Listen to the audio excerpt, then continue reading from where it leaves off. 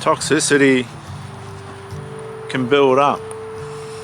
After a storm here in the bay, Brisbane water, Gosford on the Central Coast, mud starts to stir,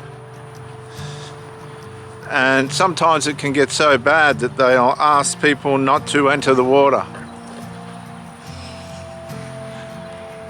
This happens when things aren't resolved the way they should be in a relationship. Bit by bit, the mud begins to muddy the water of the relationship, and we can too often turn a blind eye to this and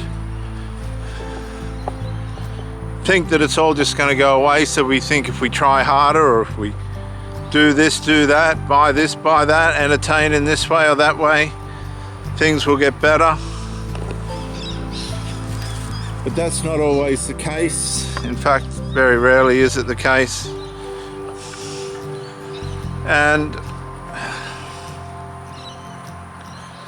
all we need to do is try and, without taking away the individuality of ourselves or the other person, which is,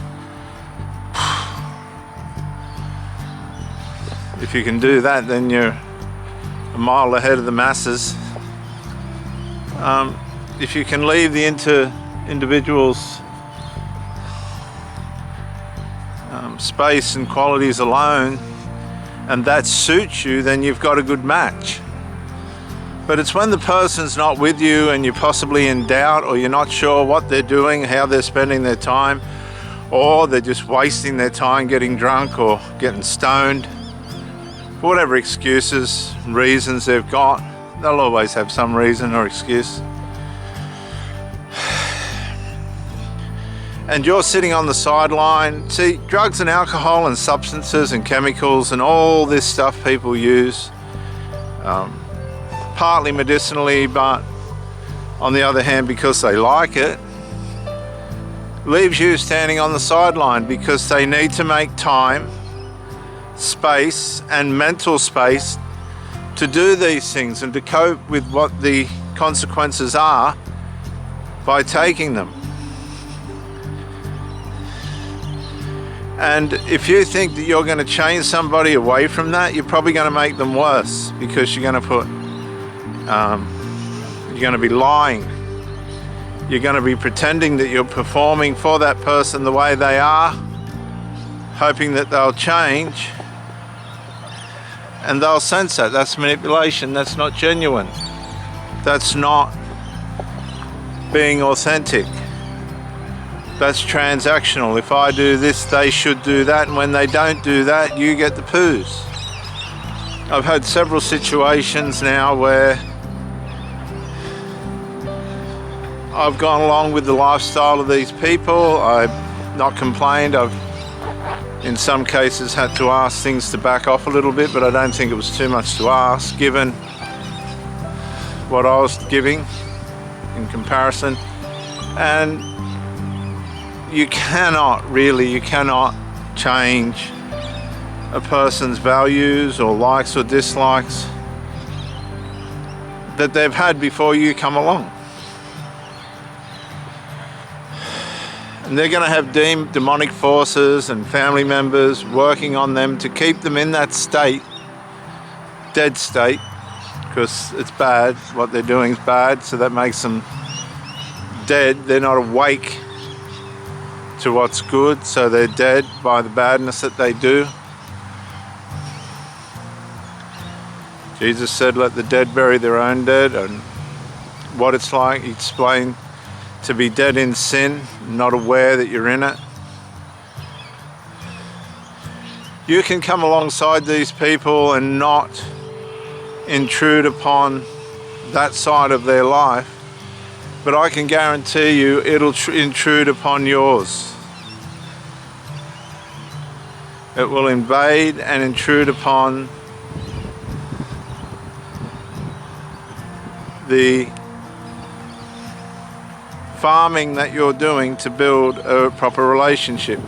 It's going to put weeds and rot and grubs and worms and all this stuff in your way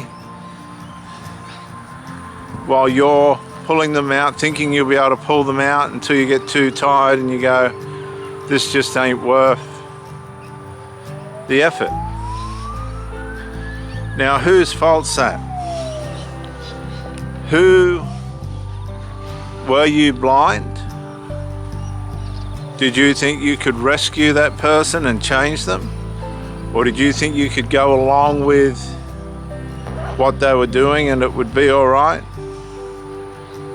You see, for people that are chemically dependent and possibly enjoy the use of those things, be it cannabis or alcohol or other medicinal things, and I'm not talking about prescribed, necessary medicines to help people live a comfortable life. A lot of these people use these substances medicinally, but go beyond that and use them because they like them. They like the effects.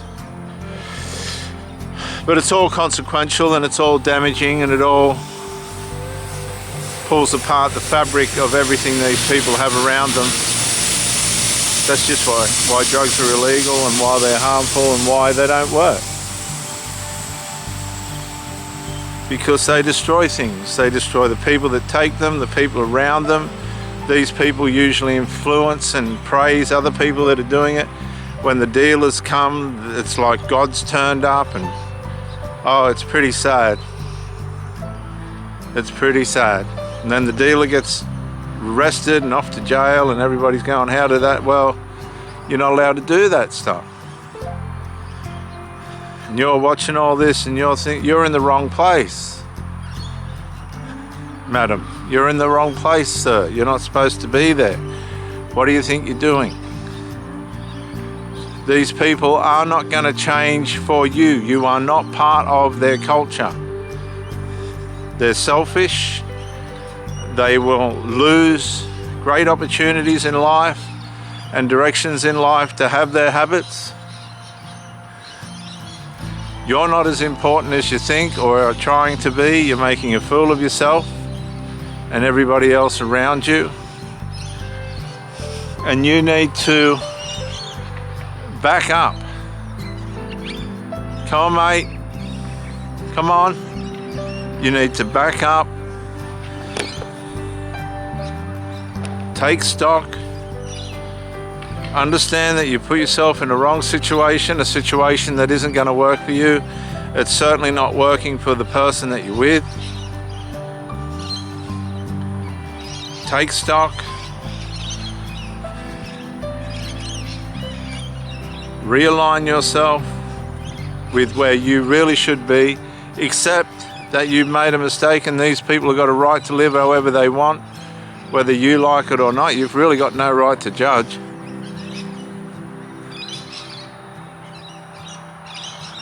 You've really got no right to judge. And it's best for you to count your losses and say, look, they're nice people. They just live different to what I did. They can bear the consequences of the way they live, and they will. They will. And you go and recover, learn your lesson, and don't. Hey, I said no. Right, you're in trouble. You're in trouble.